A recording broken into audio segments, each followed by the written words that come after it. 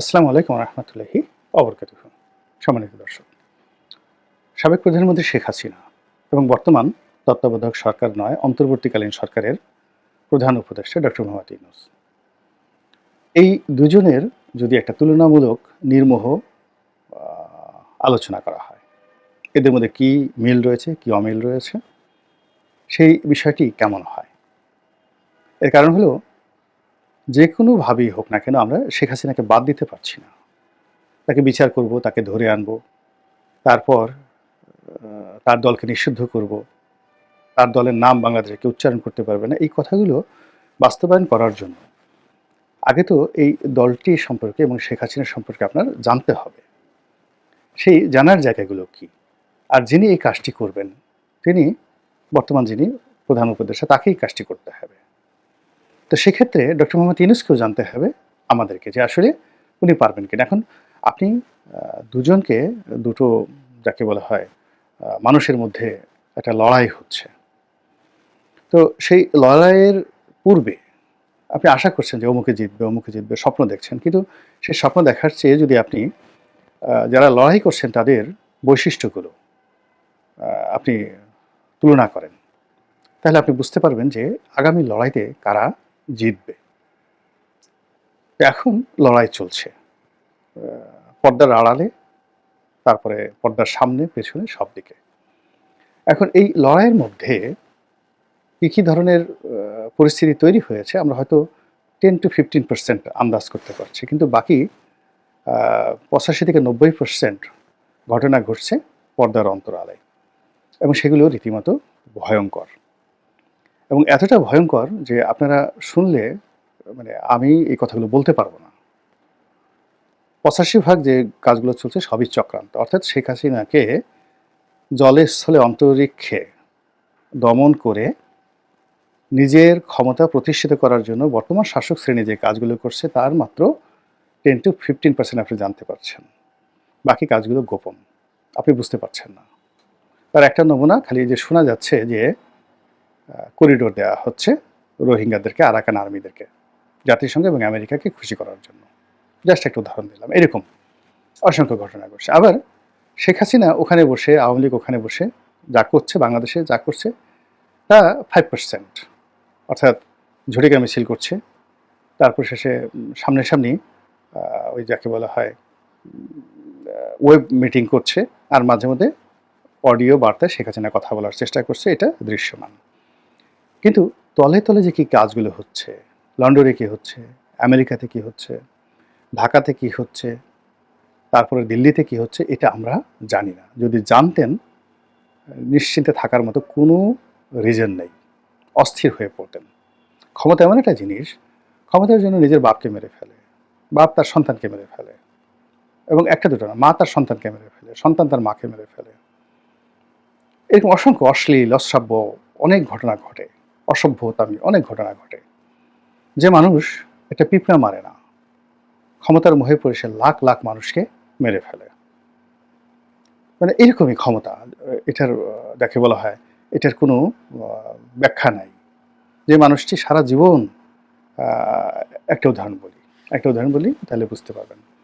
খলিফা আব্দুল মালিকের নাম তো আপনারা শুনেছেন, যেটা উমাইয়া শাসকদের মধ্যে যিনি যাকে বলা হয় founder of the Umayyad dynasty, অর্থাৎ মুয়াবিয়ার পরে ইয়াজিদ, ইয়াজিদের পরে মারওয়ান, মারওয়ানের পরে যিনি ক্ষমতায় এলেন তিনি এই আব্দুল মালিক। তো আব্দুল মালিক যখন ক্ষমতা এলেন তাকে বলা হতো, যাকে বলা হয় সারাক্ষণ তিনি কোরআন নিয়ে থাকতেন, মসজিদ নিয়ে থাকতেন, দুনিয়ার কোনো বিষয়ে তার কোনো যাকে বলা হয় আগ্রহ ছিল না। তো এখন যেদিন তাকে জোর করে, বলতে গেলে ধরে, মসজিদ থেকে ধরে নিয়ে উমাইয়ারা তাকে দামেস্কের সিংহাসনে বসালো, এবং তিনি ক্ষমতায় বসার পর এই মানুষ যে কাজ করেছেন, একটা সুন্দর শাসন দিয়েছেন, 90 বছর তার বংশ রাজত্ব করেছে, সবই ঠিক আছে। কিন্তু তার যে শাসক হাজ্জাজ বিন ইউসুফ, ইরাক অঞ্চলের শাসক, তার মাধ্যমে তিনি পুরো কাবা শরীফ মিনজানিক যন্ত্র দিয়ে, কামান দিয়ে কাবার সমস্ত ওয়াল ভেঙে তছনছ করে ছড়িয়ে দিয়েছেন। এরপর আল্লাহ রাসুলের রাহালে ভাই যারা ছিলেন তাদেরকে ফাঁসিতে টানিয়ে মেরেছেন। এবং সে বলতেছে যে এই ঘরের যে কোনো অলৌকিকত্ব নাই, এজন্য হাজ্জাজ বিন ইউসুফ ওই ঘরের মধ্যে ঘোড়া বেঁধে রেখেছে, দেখি কি হয়। দিস মানে ক্ষমতা মানুষকে এই পর্যায়ে নিয়ে যায়। তো খলিফা আব্দুল মালিকের যদি প্রাথমিক জীবন ধরেন, তাহলে এইগুলোর সাথে আপনি মিলাতে পারবেন না।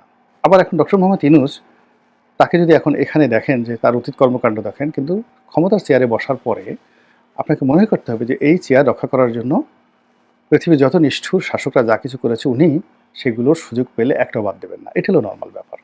তো এই বিষয়গুলো নিয়ে ডিটেলসে যাব না, আমি সঙ্গত কারণে একেবারে প্রথমে মিল অমিলগুলো বলে নিই। শেখ হাসিনার মধ্যে মিল অমিলগুলো বলে নেই, যেন আগামীতে যে ফাইটগুলো হবে সেটা আপনারা বুঝতে পারেন যে ফাইটের ফলাফলটা কী হতে যাচ্ছে। প্রথম হলো তাদের দুজনের মধ্যে ১ নম্বর মিল হলো উভয়ই বয়স্ক। তাদের বয়স, ওনার বয়স ৮৬ বছর, ওনার বয়স এখন ৭৯ বছর, ৪-৫ বছরের ছোট প্রবীণা। শারীরিকভাবে দুজনেই সুস্থ, যথেষ্ট সুস্থ, কোনো কথায় জড়তা নেই। তারপরে শেষে তারা দিদে আসছে, মানে যা ইচ্ছে তাই বলে যেতে পারেন। আপনি প্রশ্ন যাই করেন না কেন, তিনি তার দ্বারা রাগান্বিত হবেন না বা প্রভোক্ট হবেন না। দুজনই তারা তাদের মতো কথা স্টাইলে, আওয়ামী লীগ স্টাইলে আর গ্রামীণ ব্যাংক স্টাইলে তারা দুজনে কথা বলে যাবেন। ৩ নম্বরে হলো যে তারা দুজনই ভ্রমণ পিপাসু, প্রচুর ভ্রমণ করেন। তারপরে তারা হলো, এখন আর নম্বর না দিয়ে বলে যায়, তারপরে তারা হলো যে তারা পাত্রমিত্রের লোকজন নিয়ে ঘুরতে পছন্দ করেন, আপনজনদেরকে তারা পছন্দ করেন, আত্মীয় স্বজন, বন্ধু বান্ধব।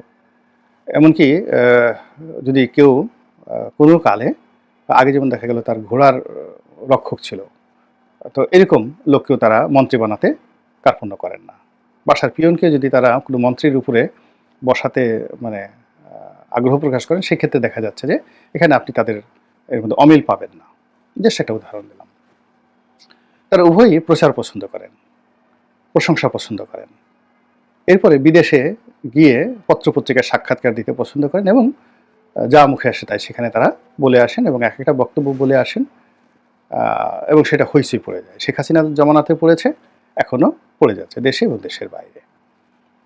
তারপর তাদের যে জিনিসটি রয়েছে সেটি হলো তাদের একটা ম্যাগনেটিক পাওয়ার রয়েছে মানুষকে আকর্ষণ করার। দুজনেরই একটা কমিউনিটি তারা পাগল বানিয়ে ফেলেছে। যেমন ডক্টর মোহাম্মদ ইউনূস এবং গ্রামীণ ব্যাংকের যারা লোকজন, প্রথম থেকে একটা বিরাট গ্রুপ, তারা ইউনূস সাহেবকে দেবতা মনে করেন। আওয়ামী লীগের যারা লোকজন রয়েছেন তারা ওনাকে সাক্ষাৎ দেবী মনে করেন। তো নিজ নিজ কমিউনিটির মধ্যে তারা উভয় যথেষ্ট পরিচিত। শিক্ষা দীক্ষায় ডক্টর মোহাম্মদ ইউনূস একজন যেহেতু ডক্টর পিএইচডি হোল্ডার, তো সেক্ষেত্রে শেখ হাসিনার অন্তত ১০০টি ডক্টরেট ডিগ্রি আছে, পিএইচডি ডিগ্রি আছে। শেখ হাসিনা এমএ পাস, উনিও এমএ পাস, উনিও ডক্টরেট, উনিও ডক্টরেট। কিন্তু ওনার যেটা আছে অর্থনীতি, ব্যবসা বাণিজ্যের ব্যাপারে প্র্যাকটিক্যাল এক্সপিরিয়েন্স আছে। আর শেখ হাসিনার প্র্যাকটিক্যাল এক্সপিরিয়েন্স নেই, কিন্তু তারও কিন্তু ব্যবসা বাণিজ্যের যথেষ্ট অভিজ্ঞতা আছে এবং সংসার চালানো। ওয়াজেদ মিয়া সাহেব তো অন্যরকম ছিলেন, ম্যানেজমেন্ট করা, এবং তিনি তলে তলে যে সকল প্রতিষ্ঠানগুলো করে গেছেন, যে সকল ফাউন্ডেশনগুলো করে গেছেন, সেইগুলোর যে ভিত্তি, ফাইন্যান্সিয়াল স্ট্যাবিলিটি, কর্মকাণ্ড, এগুলো ডক্টর মোহাম্মদ ইউনূসের যে গ্রামীণ ব্যাংক, গ্রামীণ ফোন, এগুলোর চেয়ে কোনো অংশে ছোট নয়, বরং আরও ভালো, আরও বড়। এবং তিনি যে ট্রাস্টগুলো করে গেছেন, শেখ হাসিনা যে ট্রাস্টগুলো করে গেছে, সেই ট্রাস্টগুলো ডক্টর ইউনূসের যে ট্রাস্টগুলো, সেখানে যে বিতর্কগুলো হতে পারে, তিনি সেই বিতর্কের ঊর্ধ্বে আরও কৌশলে সেই ট্রাস্টগুলো তিনি করে গেছেন। ফলে ৩২ নম্বর ভাঙা হয়েছে, সুধা সদন ভাঙা হয়েছে, কিন্তু আনাচে কানাচে অন্ততপক্ষে ৪ থেকে ৫ লাখ লোক এখন পর্যন্ত শেখ হাসিনার ট্রাস্টের মাধ্যমে বেনিফিটেড, সব জায়গাতে চলে গেছে। এরপর শেখ হাসিনা যে গুচ্ছ গ্রামগুলো করেছেন, মানে রাজনীতির বাইরে তিনি একটা কমিউনিটি তৈরি গেছেন গরিব মানুষের জন্য। সেই গুচ্ছ গ্রামে যারা বসবাস করে, তিনি লক্ষ লক্ষ ঘর দিয়েছেন। মানে গুচ্ছ গ্রাম, একটা জায়গাতে গুচ্ছ গ্রাম করেছেন, ওখানে একটা কমিউনিটি আছে। এখানে মরে গেলেও শেখ হাসিনার কথা সবাই বলবে, এরা খালেদা জিয়ার কথা বলবে না, কেউ বলবে না, সব আওয়ামী লীগ করে। এখন বাংলাদেশে প্রান্তিক লেভেলে যে দেখেন কত হাজার গুচ্ছ গ্রাম আছে, আর কত হাজার গুচ্ছ গ্রামে কত লাখ লোক বসবাস করে। এর বাইরে তিনি ঘর দিয়েছেন, বিভিন্ন মানুষকে আলাদা আলাদা ঘর দিয়েছেন, এটা লাখ লাখ লোককে ঘর দিয়েছেন। এখন যে পরিবার একটা ঘর পেয়েছে, তাকে আপনি মারলেও সে শেখ হাসিনার বাইরে যাবে না। এরপরে প্রধানমন্ত্রীর ত্রাণ তহবিলকে তিনি ব্যবহার করেছেন অসাধারণভাবে। তিনি এই ত্রাণ তহবিলকে ব্যবহার করে ২ হাতে টাকা নিয়েছেন ব্যবসায়ীদের কাছ থেকে, এবং ত্রাণ তহবিলের ট্রানজাকশন দেখলে আপনার মাথা খারাপ হয়ে যাবে। আবার ২ হাতে সেই মানে ব্যয় করেছেন। মন্ত্রীরা আর এমপিরা যে যেভাবে যাকে রিকমেন্ড করেছে। এখন গ্রামের একটা লোক ধরেন আমার কাছে আসছে, আমি সাবেক এমপি, তা বলে স্যার আপনি লিখে দিলেই হয়ে যাবে। তা আমি বললাম যে দেন, আসছে যখন বলছি লিখে দিই, আমি বিএনপিতে তখন লিখে দিলাম, সুপারিশ করা গেল গোলাম মোল্লা রনি। হাসতে হাসতে এসে বললো যে স্যার আমি তো 1 লাখ টাকা পেয়ে গেছি প্রধানমন্ত্রী ত্রাণ তহবিল থেকে। তো এইরকম যারা ওখানে সুযোগ সুবিধা পেয়েছেন তারা আলাদা হয়ে গেছেন, আর ওই লোকগুলো এখন যদি এসে সেই ত্রাণ তহবিলে কিছুই না পায় তারা সঙ্গতের কারণেই এখানে যাকে বলা হয় কেমন একটা নেতিবাচক ধারণা পোষণ করবে। এনিওয়ে এরকম অসংখ্য মিল রয়েছে তাদের মধ্যে। আর অমিলের যে জায়গাটি সেটা হলো এখনো পর্যন্ত শেখ হাসিনা শ্রুড, প্রতিহিংসা পরায়ণ, তিনি ক্ষমা করেন না, এটা নিশ্চিত। কারো পিছনে লাগলে মানে ওই যে দেখেন না যে পিঁপড়া বা আমরা উল্লা বলি যেগুলো, ওগুলো যদি কামড় দেয় আপনি যদি পিছন থেকে টান দেন ওর মাথাটা ছিঁড়ে যাবে কিন্তু ও কামড় ছাড়বে না। তো ওই শেখ হাসিনা এরকম প্রতিশোধ পরায়ণ যে সে যদি একবার কাউকে টার্গেট করে সে মরে না যাওয়া পর্যন্ত ওই টার্গেট থেকে সে ছাড়ে না। এজন্য মানে চমৎকার একটা কথা বলছিলেন সুরেন্দ্র সেনগুপ্ত যে বাঘে ধরলে বাঘে ছাড়ে, কিন্তু শেখ হাসিনা ধরলে ছাড়ে না। আমি নিজে ডক্টর মোহাম্মদ ইউনূসের সঙ্গে তার সম্পর্ক স্বাভাবিক করার জন্য চেষ্টা করেছি। এটা ইউনূস সাহেবও জানেন, শেখ হাসিনাও জানেন, এবং এত ঝুঁকি নিয়ে আওয়ামী লীগের কোনো লোক করেনি। এর মধ্যে আওয়ামী লীগের অনেক সিনিয়র নেতা, অনেক আপনজন, তারাও কিন্তু ডক্টর মোহাম্মদ ইউনূসের সাথে সম্পর্ক স্বাভাবিক করার জন্য চেষ্টা করেছে, কিন্তু উনি না করেন নাই। এবং এখন পর্যন্ত তার মধ্যে কোনো রকম আফসোস নেই। তার কাছে মনে হয়েছে তিনি যেটা করেছেন ঠিকই করেছেন, দরকার হলে তিনি এইভাবে মরে যাবেন, কবরে যাবেন, কিন্তু ইউনূসের সঙ্গে এক টেবিলে তিনি বসবেন না। এই হলো তার জিদ। এখানে ডক্টর মোহাম্মদ ইউনূসের পার্থক্য, তিনি পছন্দ না করলেও মনের দুঃখ মনে রেখে অনেকের সাথে বসতে পারেন। এখন এটাকে আপনি ভালো নেন মন্দ নেন এটা আপনার ব্যাপার। এখানে শেখ হাসিনার সঙ্গে তার মিল রয়েছে। শেখ হাসিনা যেটা বলতে পারেন সেটা উনি পারেন না। শেখ হাসিনা যে কমান্ড আছে তার দলের প্রতি, দেশবাসীর প্রতি, তার যে ব্যক্তিগত সাহস আছে ওটা ডক্টর মোহাম্মদ ইউনূসের নেই। এরপরে সবচেয়ে অমিল যেটা আছে সেটা হলো অ্যাডমিনিস্ট্রেটিভ লেভেলে নেতিবাচক ইতিবাচক। যেমন শেখ হাসিনা ধরেন কাউকে একটা ক্রস ফায়ার দিতে চায় এবং সেটা ওসি প্রদীপের মাধ্যমে। সে কোনো ভায়া মিডিয়া না, সরাসরি সে ওসি প্রদীপকে টেলিফোন করে বললো এই আমি অমুক বলছি, অমুক একটু ফেলাই দাও, ডাইরেক্ট ফেলাই দাও। আবার ধরেন যে এখন যে কর্মকাণ্ডগুলো সে বাংলাদেশে চালাচ্ছে, হয়তো দেখা গেল ইউনিয়ন আওয়ামী লীগের কোনো একজন নেতাকে বললো যা তো ওই কাজটা করে আয়, ওই কাজটা করে আয়। তো এখানে অনেক ঘটনা তিনি ঘটাতে পেরেছেন অতীতে, এবং এই যে বিশ্ববিদ্যালয় পুরো এরশাদ জমানাতে ছাত্রলীগকে নিয়ন্ত্রণ করার জন্য তিনি নিজে গুলি কিনেছেন, গুলি কিনে ওদের হাতে গুলি ধরাই দিয়েছেন, যা আজকে গুলাগুলি কর ছাত্র দলের পোলাপানের সঙ্গে। এটা বাস্তবতা।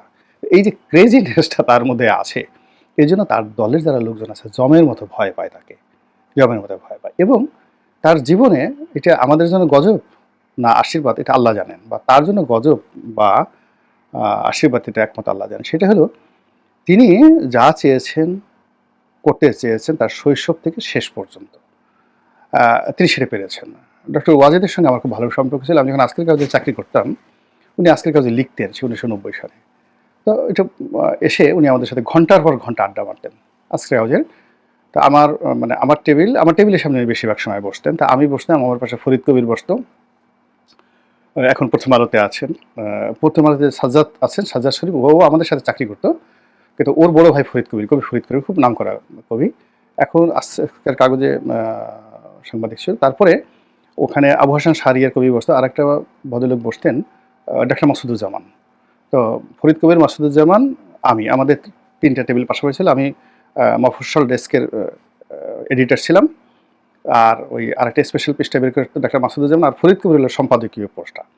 তো সম্পাদকীয় পোস্টে প্রথম সব আমরা চেষ্টা করলাম যে ওই গতানুগতিক বাইরের লেখকদেরকে এনে সম্পাদকীয়, এই যে এখন আমরা যেভাবে লিখছি কন্ট্রিবিউটিং এডিটর, তো ওভাবে যার জন্য নতুন সব লেখকরা এসে ওখানে বসে থাকতেন। ফরিদ কবিরের টেবিলটা ছিল সবচেয়ে বেশি ভরপুর, আর আমার টেবিলটা যেহেতু সারা বাংলাদেশের 64টা জেলা, সমস্ত উপজেলার যারা প্রতিনিধি সবাই আমার কাছে আসতেন তাদের নিউজ নিয়ে, তো এই দুটো টেবিল একটা রমরমা।